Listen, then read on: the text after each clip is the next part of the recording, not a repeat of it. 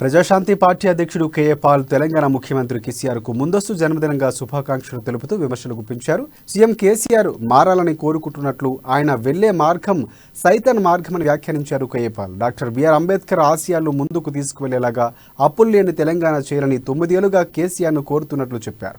మార్పు చెందకపోతే ముఖ్యమంత్రి పతనం ఆరంభమవుతుందని చెప్పానని, ఇప్పుడు అదే జరుగుతోందని కేఏ పాల్ అన్నారు. అంబేద్కర్ అనుచరులు గెలిచారు, దళితులు గెలిచారు, బడుగు బలహీన వర్గాలకి విజయం వచ్చింది. ఇది నా ఫైట్ కాదు, ఇది కేవలం తెలంగాణ ప్రజల ఫైట్. మీ కుటుంబం, మీ బంధువులు, మీ ప్రియులు తప్ప ఒక్కరు కూడా బాగుపడలేదు. అవునా కాదా? దళితులు బాగుపడ్డారా?